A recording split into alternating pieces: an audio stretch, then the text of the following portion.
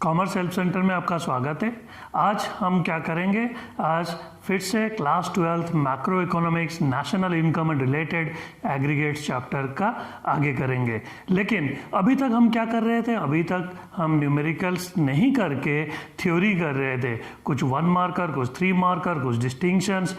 तो अपने हिसाब से रैंडमली इम्पोर्टेंट क्वेश्चंस उठा के कर रहे थे। इंटेंशन ये था कि कैसे भी हो चैप्टर करें, और जब चैप्टर ख़त्म हो इस चैप्टर का जो भी पॉसिबल क्वेश्चन पिछले 20 साल में बोर्ड में आया है और अभी आ सकता है, वो सारे क्वेश्चन कवर हो जाए। तो आज हम न्यूमेरिकल्स करेंगे, क्योंकि कुछ बच्चों का मेरा पेपर है तो उनको जो है न्यूमेरिकल आएगा, तो उनका ये रिक्वेस्ट था कि सर अब न्यूमेरिकल स्टार्ट करा दो। तो इस चैप्टर में जो न्यूमेरिकल है, तो पहले मैं पढ़ा चुका था कि 3 मेथड है, एक है प्रोडक्शन, दूसरा है इनकम और तीसरा है एक्सपेंडिचर मेथड। तो ये जो 3 मेथड है नेशनल इनकम कैलकुलेट करने का, प्रोडक्शन, इनकम, एक्सपेंडिचर, ये मैं circular flow of income diagram करके सारा कंसेप्ट बता चुका हूँ। लेकिन अब हम न्यूमेरिकल्स करेंगे तो इनमें से रैंडम हम कोई भी जो है मेथड कर सकते हैं। तो बच्चों का जो है इनकम मेथड आ रहा है, तो पहले हम इनकम मेथड आज कर लेते हैं। तो इनकम मेथड का न्यूमेरिकल्स करने से पहले मैं थोड़ा सा इनकम मेथड के बारे में समझाऊंगा, फिर वो कंसेप्ट बता के, फॉर्मूला बता के, फिर उसके बाद मैं 2-3 सम्स भी करके दिखाऊंगा कि कैसे करना है। चलो अब करते हैं हम इनकम मेथड। तो ये जो इनकम मेथड है, तो न्यूमेरिकल्स में क्या है, हमें फॉर्मूला याद रखना पड़ेगा। तो फॉर्मूला कैसे याद रखेंगे, कहानी बना के याद रख लेंगे, कुछ ना कुछ जो मर्जी, तो जिस हिसाब से बनाएंगे ताकि वो हमें क्लिक करे एग्जाम में। तो इनकम मेथड में नेशनल इनकम कैलकुलेट करने के लिए जो फॉर्मूला यूज होता है, पहले तो मैं बनाया ओ, फिर मैं लिखा सी, फिर मैं लिखा एम। ओ चीफ मिनिस्टर कर दो, ओ सी एम। हमारे टाइम में तो कपड़ा बिकता था OCM शूटिंग सेटिंग, तो हम OCM के नाम से याद रख लेते थे कि भाई OCM शूटिंग सेटिंग, तो ये O, C और M आ गया। तो जब ये OCM लिख दिया, O चीफ मिनिस्टर लिख दिया, उसके बाद जो आया वो है NDP at FC। ये क्या है NDP at FC? This is the net domestic product at factor cost. ये भी हम थ्योरी में पढ़ चुके हैं। जो लोग नहीं देखे हैं वीडियो, पिछला वीडियो में जाके देख सकते हैं। डिस्टिंक्शन है NDPFC और NNPFC में, या डोमेस्टिक इनकम और नेशनल इनकम में। तो NDPFC जो है वो है डोमेस्टिक इनकम। तो हमें चाहिए क्या, हमें चाहिए नेशनल इनकम। तो बताया था domestic income refers to the income earned within the domestic territory of a country. तो इंडिया के बाउंड्री के अंदर जो भी कमाई हो रहा है वो इंडिया का डोमेस्टिक इनकम है। लेकिन नेशनल इनकम क्या है, इंडिया के बाउंड्री के अंदर जो कमाई हो रहा है प्लस इंडियंस जो इंडिया के बाहर जाके कमा के ले आ रहे हैं वो मिला देंगे, तो हमें मिल जाएगा नेशनल इनकम। तो वो जो बाहर से लेकर आते हैं वो है factor income received from abroad. उसी तरह फॉरेनर्स भी यहाँ से लेके जाते हैं, उसे बोलते हैं factor income paid to abroad. तो फ्रॉम में से टू को माइनस करेंगे तो will get NFIA, that is net factor income from abroad। तो जब ये NFIA ऐड कर देंगे तो वो आ जाएगा हमारा नेशनल इनकम, या जिसे बोलते हैं NNPFC। तो बहुत ही सिंपल है, क्या OCM लिखो, O chief minister, O chief minister लेकर आए हुए डोमेस्टिक इनकम, फिर बाहर का इनकम जोड़ो NFIA, net factor income from abroad, वो जोड़ने के बाद जो आएगा that is NNPFC, that is net national product at factor cost, या हम बोल सकते हैं नेशनल इनकम। तो अब ये OCM को थोड़ा पढ़ लेंगे ताकि ये क्या है हम सॉल्व कर सकते हैं न्यूमेरिकल्स। तो कैसे, पहले एम पढ़ लेते हैं। क्यों भाई, क्योंकि एम तो हम पढ़ चुके हैं, mixed income of self employed. तो ये जो mixed income of self employed, इसका पिछला वीडियो में जाके देख सकते हैं, जो लोग नहीं देखे हैं, ये बिल्कुल डिटेल में एक्सप्लेन किया गया है। तो इसमें कोई कन्फ्यूज़न नहीं, ये इसी नाम से दिया होगा तो पहचानने में भी दिक्कत नहीं होगा। तो मिक्स्ड इनकम देखते ही M for mixed income formula में लाके डाल देंगे। अब सी में क्या है, कॉम्पेंसेशन ऑफ एम्प्लॉयज़। तो कॉम्पेंसेशन ऑफ एम्प्लॉयज़ किताब में या कोई भी टीचर से अगर आप लोग पढ़ोगे तो जो मैं बता रहा हूँ कि ओ में सपोज ऑपरेटिंग सरप्लस है, सी में कॉम्पेंसेशन ऑफ एम्प्लॉयज़ है और एम में mixed income of self employed है, तो सारे टीचर ये चीज़ बताएंगे। लेकिन मैं स्टूडेंट पॉइंट ऑफ व्यू से बता रहा हूँ, दिक्कत क्या होता है स्टूडेंट्स को, दिक्कत ये होता है जो वो गलती करेंगे हम उस पे फोकस रखेंगे ताकि वो गलती ना करे। तो कंपेंसेशन ऑफ एम्प्लॉयज़ क्या है, कंपेंसेशन मतलब जो एम्प्लॉय को पैसा मिलता है अपना काम करने से। सो कंपेंसेशन जो है इनाम, रिवार्ड अपना काम का जो एम्प्लॉय को मिलता है। तो रिवार्ड दो तरह का होता है, रिवार्ड या तो कैश में होगा या काइंड में होगा। जैसे मैं एक ड्राइवर रखा हूँ, उसे मैं सैलरी दे रहा हूँ कैश में, तो ये भी रिवार्ड है। पता चला उसको रोज़ लंच भी दे रहा हूँ, कपड़े भी उसका दे रहा हूँ, ड्रेस यूनिफॉर्म दे रहा हूँ, उसके बच्चों का स्कूल फीस दे रहा हूँ, उसका LIC कर रखा हूँ, तो पैसा तो नहीं दिया, LIC पॉलिसी में भरा, उसको खाना मिला, ड्रेस मिला, तो काइंड में दिया। तो भाई कैश में हो या काइंड में हो, so whatever move from the employer to the employee will be regarded as compensation of employee. तो जो भी एम्प्लॉयर से एम्प्लॉय को जाता है उसका काम के बदले वो कंपेंसेशन ऑफ एम्प्लॉय है। तो गलती क्या करते हैं हम, कभी कभी क्या करते हैं, एग्जामिनर गलत करने के लिए बच्चों को कंफ्यूज करते हैं। तो हम गलती को साइड करके रख देंगे और गलती क्या करते हैं उसको अगर हम पढ़ लेंगे, ध्यान रखेंगे, तो गलती होगा ही नहीं। तो लेट्स सी क्या गलती होता है, contribution to social security schemes. तो जैसे मैं बोला था अभी कि पॉलिसी, LIC पॉलिसी ड्राइवर का मैं भर दिया, तो अगर मैं भर दिया, मैं उसका एम्प्लॉयर हूँ, तो उसका सैलरी हो गया, तो यहाँ पे आएगा। लेकिन लोग अपना पॉलिसी भी लेते हैं, ड्राइवर क्या पता अपना करा होगा अपने फैमिली के सेफ्टी के लिए, मैं नहीं भर रहा हूँ, तो वो भी तो जो है contribution to social security schemes हुआ, लेकिन that is paid by the employee, तो उसका इनकम कैसे हुआ, वो तो एक्सपेंडिचर है। तो ऐसे कंफ्यूज करते हैं। अगर तो हमें ध्यान क्या रखना है, गलती क्या होगा, हमें ध्यान ये रखना है कि एम्प्लॉई लिखा है या एम्प्लॉयर लिखा है। अगर कोई भी पेमेंट एम्प्लॉई करता है तो वो इनकम कैसे हुआ, वो तो एक्सपेंडिचर है, तो उसे हमें नहीं लेना है। तो ये चीज़ पे हम फोकस रखें ताकि दूसरों से जो है हमारा पढ़ाई अलग हो और गलती होने का स्कोप खत्म हो। तो कंपेंसेशन ऑफ एम्प्लॉय का दो कंपोनेंट है, एक है वेजेस एंड सैलरी, तो या तो वेजेस या सैलरी मिलेगा, दूसरा contribution to social security schemes by the employer, जो सबसे इंपॉर्टेंट है। तो एम्प्लॉयर वर्ड को नहीं भूलना है। तो सी का हिस्सा खत्म, एम पहले से ही आ रहा था, अब ओ रह गया। तो ओ में जो है ओ फॉर ऑपरेटिंग सरप्लस। तो ये ऑपरेटिंग सरप्लस है क्या, पहले मैं ये समझाऊंगा, उसके बाद फिर हम पूरा फॉर्मूला दोबारा लिख के कर लेंगे। तो अब ऑपरेटिंग सरप्लस मैं बताता हूँ। तो ये जो ऑपरेटिंग सरप्लस है, तो ये ऑपरेटिंग सरप्लस का कंपोनेंट बस ये रह गया, क्योंकि सी और एम तो ख़त्म हो गया। तो अभी कोरोना के टाइम में जो है ज़्यादातर जान पहचान में लोगों को हमें क्या भेजना पड़ रहा है, मैसेज में हमें भेजना पड़ रहा है RIP, रेस्ट इन पीस। तो ऑपरेटिंग सरप्लस का कंपोनेंट भी यही है भाई, रेस्ट इन पीस, कोई कोरोना में कोई वैसे ही। तो ये RIP क्या है वो पढ़ लेते हैं।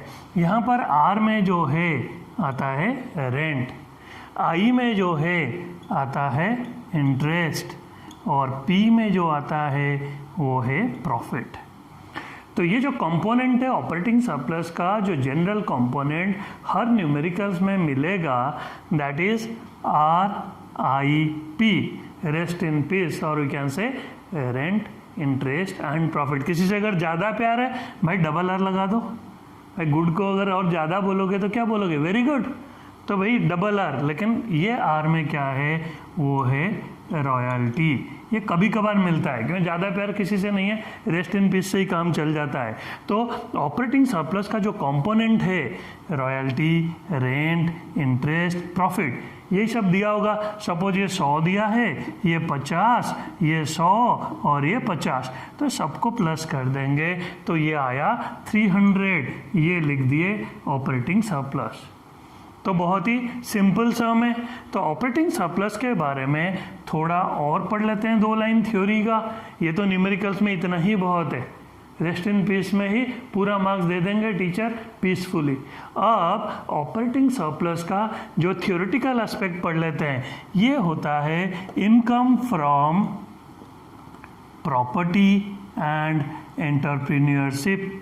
तो प्रॉपर्टी अगर आपका लैंड हुआ तो आपको मिलेगा क्या? रेंट। अगर पैसा है, कैपिटल है, तो क्या मिलेगा? इंटरेस्ट। अगर आप एंटरप्रेन्योर हो तो एंटरप्रेन्योर को क्या मिलता है? प्रॉफिट। तो इसीलिए rest in peace, RIP, rent, interest और प्रॉफिट जो है, these are the components of operating surplus, क्योंकि इसका मतलब यह है कि the income generated from property and entrepreneurship. अभी रॉयल्टी क्या है? कुछ बच्चों को क्या पता ही ना हो कि रॉयल्टी क्या है। भाई किशोर कुमार गाना गा के ख़त्म हो गया, अमित कुमार मज़े ले रहा है। कैसे? क्योंकि जो वो गाना गा के चला गया है, मरने के बाद भी वो गाना आज के डेट में रीमिक्स होकर आते हैं, तो उसका राइट्स वगैरह जो है उसके पास है। तो बेटा क्या कर रहा है? बाप जो प्रॉपर्टी बना गया था गाना गा के, उसका रॉयल्टी खा रहा है। या कोई अगर कोई किताब लिखता है तो वो किताब जब तक बिकता रहेगा उसका रॉयल्टी जो है मिलता रहेगा, चाहे वो बंदा हो या ना हो। अगर एक्सपायर कर गए तो उनके बच्चों को मिलता है। तो ये भी प्रॉपर्टी की तरह है, तो ये रॉयल्टी जो है इसके अंदर आता है।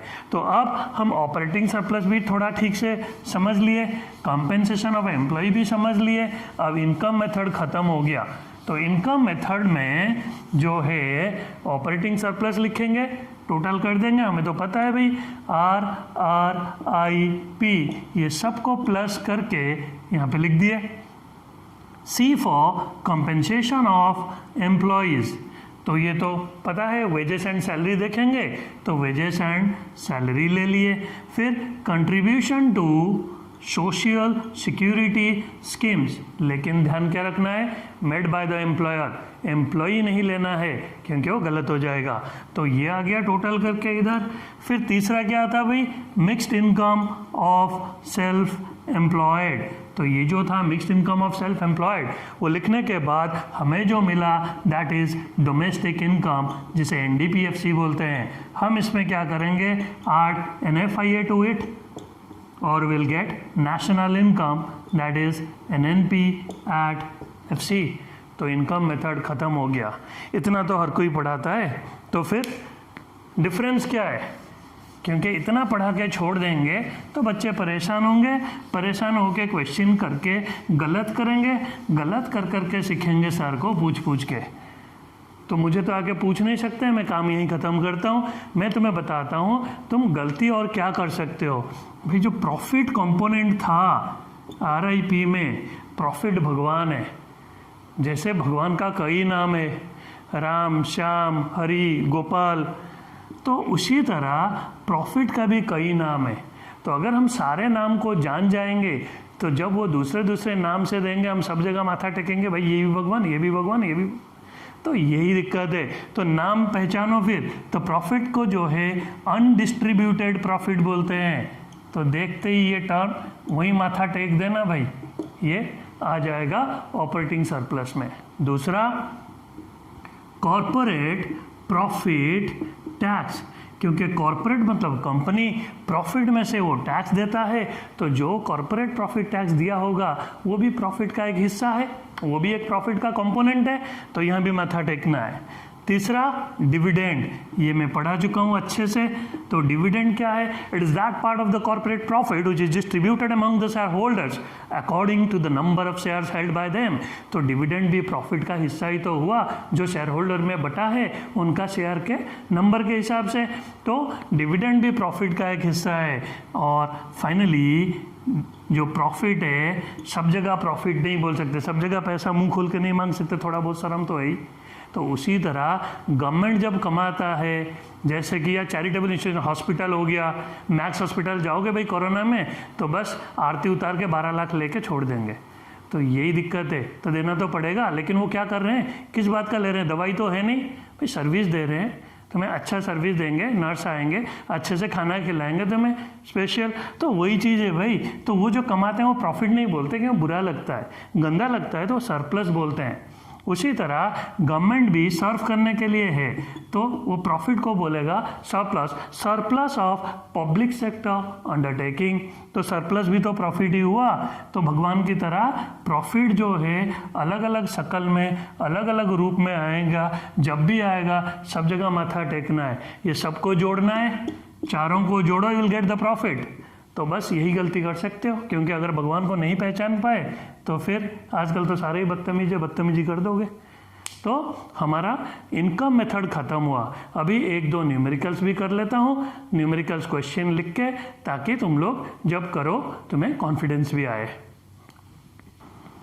तो अब ये क्वेश्चन हम सॉल्व करते हैं। एक क्वेश्चन सॉल्व करता हूँ, क्योंकि वीडियो नहीं तो बहुत लंबा हो जाएगा, लेकिन एक क्वेश्चन करते ही तुम्हें आ जाएगा कैसे करने का तरीका क्या है।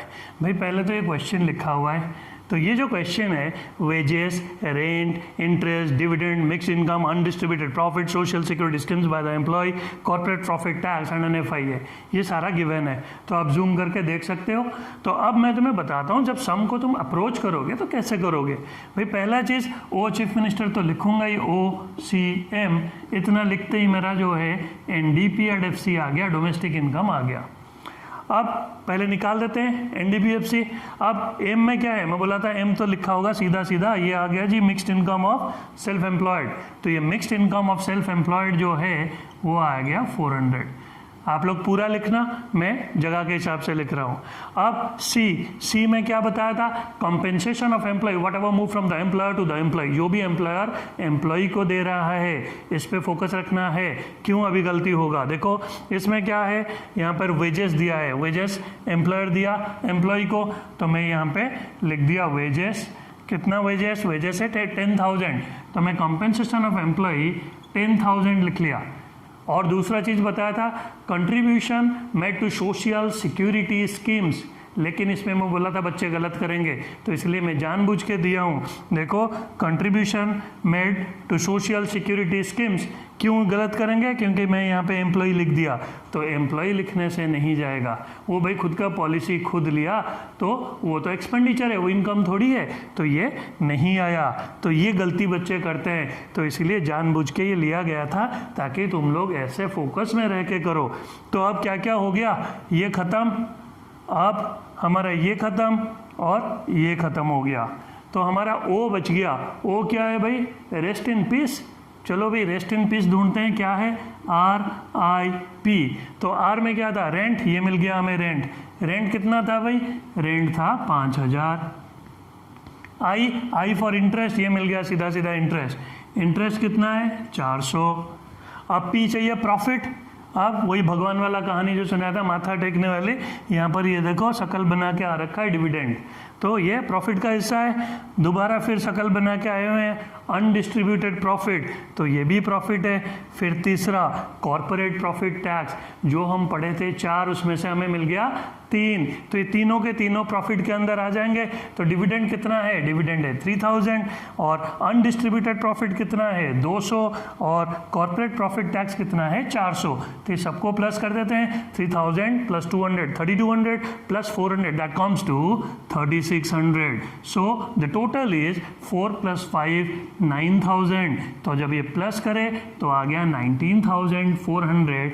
That is the domestic income, और we can say that net domestic product at factor cost. अब क्या करेंगे, ऐड NFIA, बाहर से जो पैसा आया ताकि इंडिया का इनकम मिल जाए. NFIA as it is given है, तो यहाँ से देख के सीधा चेपना है. 1000 रुपया यहाँ पे जोड़ा और 20,400 जो आंसर आया that is NNP at FC national income और net national product at factor cost. So that's all for today. तो आप सबको जो है प्रैक्टिस करना है, बहुत बहुत सम्स करना है. अब इतना कॉन्फिडेंस होगा, तुम जितना भी सम उठाओगे, कोई सा भी बुक का उठाओगे, सब हो जाएगा. फोकस किस पे रखना है कि क्या गलती नहीं करना है, क्योंकि वही गलती करोगे और जब भी करोगे आंसर देखोगे नहीं आया, सोचोगे, फिर मैं याद आऊँगा कि हाँ सर बोले थे ये गलती नहीं करना है और गलत इसीलिए हुआ क्योंकि वो गलती हम कर दिए. तो अब इस वीडियो को सब्सक्राइब, लाइक और कमेंट करना ना भूलें. आज के लिए इतना ही, फिर नेक्स्ट वीडियो में फिर हम आगे करेंगे. Thank you.